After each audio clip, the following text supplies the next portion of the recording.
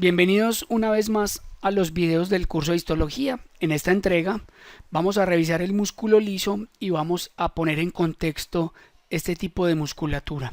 Recordemos que cuando vemos un músculo liso en la microscopía óptica, siempre observamos que este músculo liso no presenta estriaciones, o sea que no muestra a la microscopía ni bandas claras ni bandas oscuras.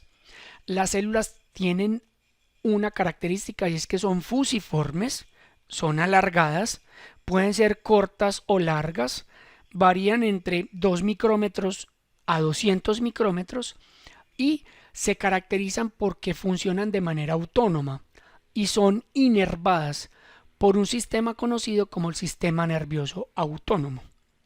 Este tipo de musculatura la encontramos en los vasos sanguíneos, en el tracto gastrointestinal, en las diferentes partes donde denominamos de un control involuntario y por esta razón son denominados como músculos lisos viscerales porque están presentes en las vísceras donde el control está a merced del sistema nervioso simpático y parasimpático. Al observar el músculo liso por microscopía electrónica, como observamos en esta imagen, vemos que la célula es fusiforme y si nos vamos acercando aún más desde el punto de vista microscópico, comenzamos a ver que realmente no se observan ningún tipo de bandas ni se observan ningún tipo de estrías. Lo único que se alcanza a observar realmente, si nos acercamos mucho más al citoplasma, vamos a encontrar primero una gran cantidad de mitocondrias cercanas a la membrana citoplasmática.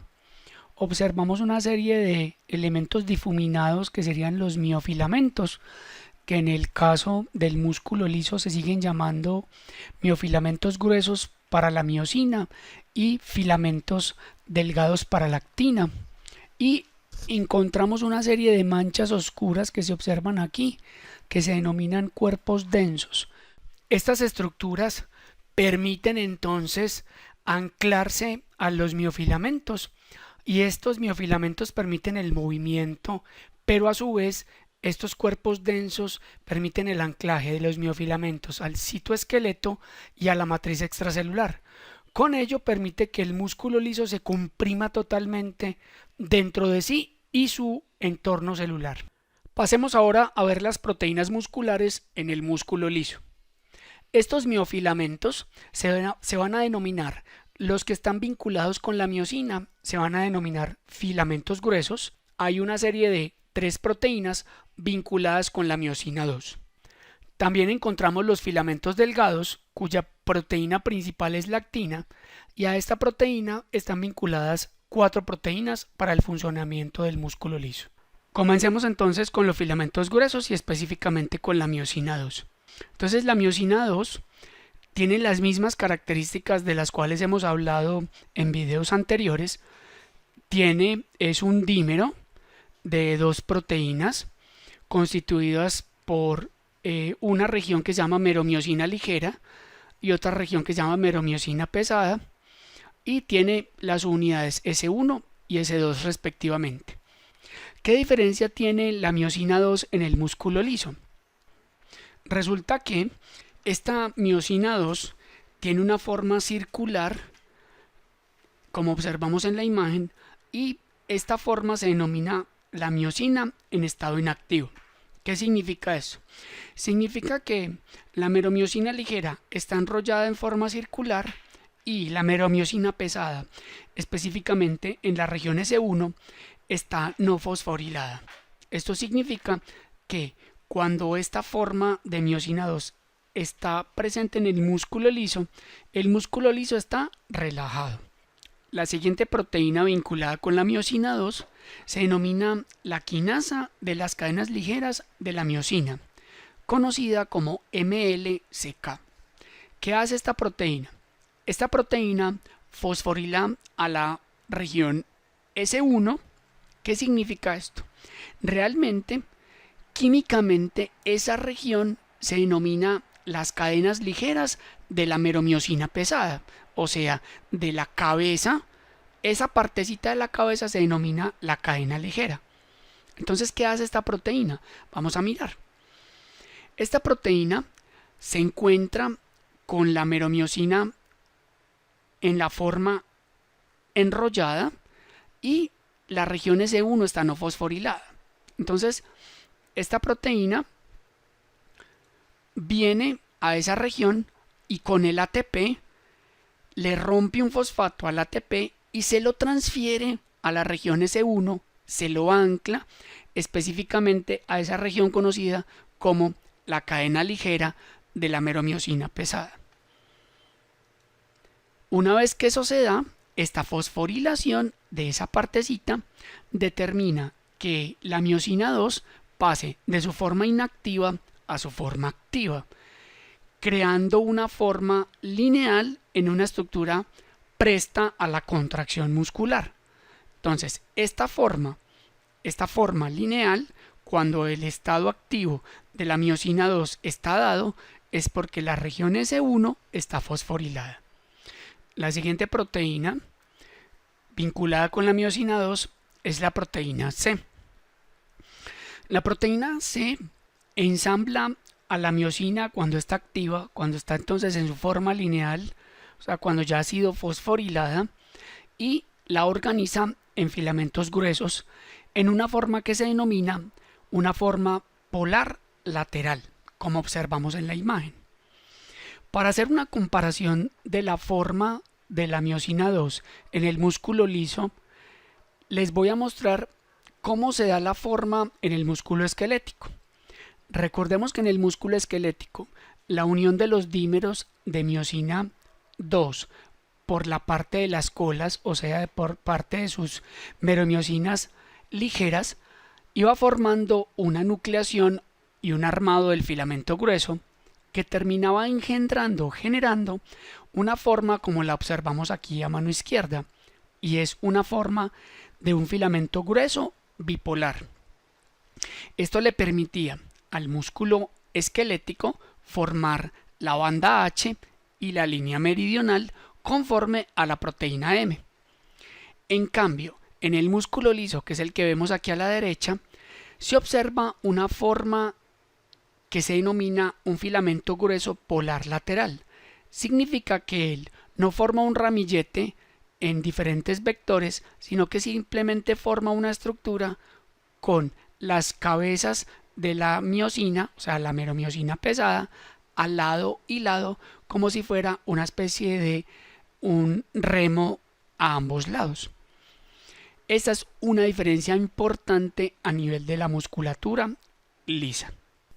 La siguiente proteína se denomina la calmodulina o proteína modulada por calcio. Esta calmodulina, cuando recibe 4 átomos de calcio, 4 iones de calcio realmente, va y se fija a la quinasa de las cadenas ligeras de la miosina para activar a dicha quinasa. Miremos más o menos cómo funciona. Entonces, cuando el calcio llega al citoplasma de la célula y ese calcio se une a la calmodulina, esta calmodulina se activa, y una vez quede activa la calmodulina, ella va y busca a la quinasa, que realmente cuando la quinasa no está unida a la calmodulina, la quinasa está en su forma inactiva. Entonces, cuando la calmodulina va y se une a la quinasa, esta quinasa se transforma en su forma activa, y de ahí ya sabemos que esta quinasa de las cadenas ligeras de meromiosina determina la función de fosforilar a la miosina, como ya lo habíamos hablado, lo vamos a recordar otra vez. Entonces llega otra vez el ATP, lo mismo, aquí está la miosina en forma inactiva, y cuando llega el ATP, la quinasa, gracias a la activación por la calmodulina, fosforila ese ATP y se lo pone a la miosina para así transformar la miosina de su forma inactiva a su forma activa. En esta imagen vemos un resumen un poquito de lo que es para que lo tengamos claro. Entonces, la molécula de calmodulina está esperando a que el calcio llegue al citoplasma. Ese calcio se une a la calmodulina y la calmodulina va y busca a la quinasa. Esta quinasa, que normalmente está en una forma en un gancho inactivo, cuando interactúa con la calmodulina, abre su sitio activo, forma un complejo que se llama complejo calmodulina quinasa activa, y gracias a esa calmodulina, esta quinasa puede pegar el fosfato a las cadenas ligeras de la miosina 2. Ya con esto entonces hemos terminado los filamentos gruesos. Entonces vamos a pasar a ver los filamentos delgados. Entonces el principal componente de los filamentos delgados es el mismo, es la actina globular, que se une con varias actinas y forma la actina fibrosa. Esta actina globular sigue teniendo un sitio de unión con la miosina, o sea, la interacción entre S1 y la actina se sigue dando, y esta actina globular se polimeriza en su forma filamentosa para dar origen a los filamentos delgados. La siguiente proteína vinculada con la actina es la tropomiosina, la cual cumple la misma función que en el músculo esquelético, y es realizar la estabilización y propagación de los cambios conformacionales de la actina fibrosa. Una de las características importantes de la tropomiosina en el músculo liso es que estos filamentos de actina y la tropomiosina atraviesan longitudinalmente toda la célula, o sea que la actina prácticamente forma una estructura filamentosa propia del esqueleto de la célula muscular.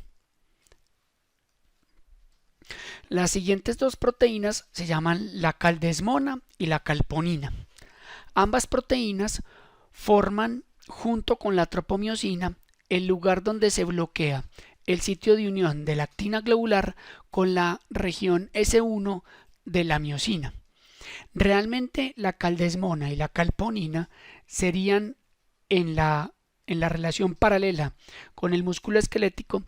Caldesmona y calponina serían realmente las troponinas, el complejo de troponinas, pues son proteínas que están vinculadas a la tropomiosina. Además, caldesmona y calponina son moléculas que dependen también del calcio, porque el calcio se une a ellas para poder desplazar la estructura y permitir que el sitio activo de la actina quede libre para el golpe con la miosina. La siguiente proteína es la actinina alfa.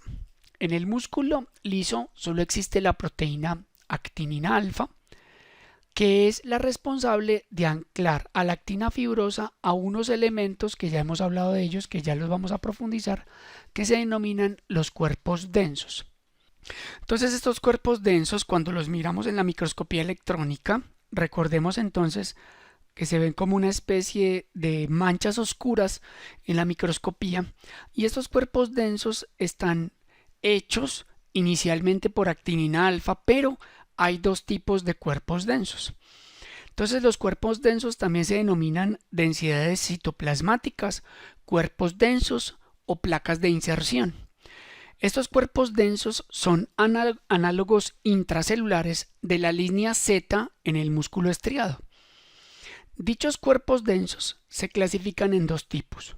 Uno, lo que denominamos densidades focales, que realmente son los que vinculan todo lo que es el citoesqueleto hacia adentro, y el otro que se llaman densidades de adhesión, o sea que conectan el citoesqueleto con la matriz extracelular.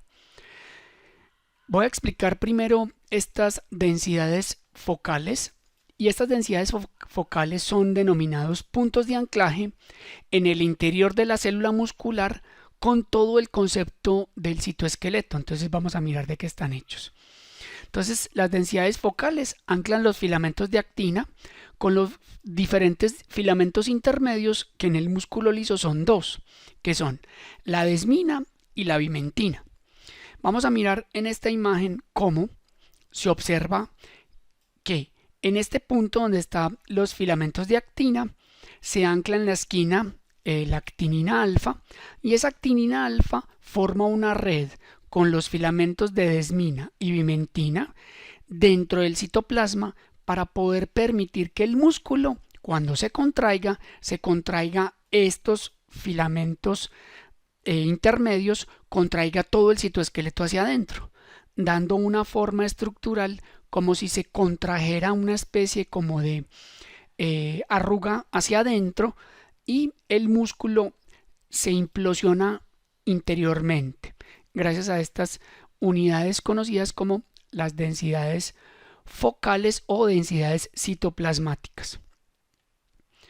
Aquí vemos cómo el músculo se contrae y vemos esa característica. Los otros cuerpos densos son las densidades de adhesión, los cuales se reconocen porque son puntos de anclaje de los filamentos de actina a la membrana celular y estos con la matriz extracelular.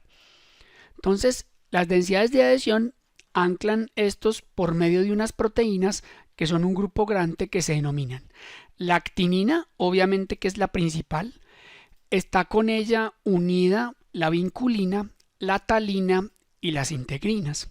Vamos a mirar en la imagen como tal. Entonces vemos aquí cómo los filamentos de actina tienen en sus esquinas, tienen ancladas la actinina alfa y también a la actinina alfa se va a unir una proteína que se llama vinculina, otra que vemos ahí en rojo que se llama la talina y estas se anclan a las proteínas conocidas como proteínas transmembranosas o proteínas integrales que se anclan afuera al colágeno de la matriz extracelular, también a la fibronectina, que son proteínas de la matriz extracelular. Entonces, ¿qué hace realmente estos cuerpos de adhesión? Permiten que cuando el músculo se contraiga, también contraiga a los elementos extracelulares, o sea, al endomisio de ese músculo liso.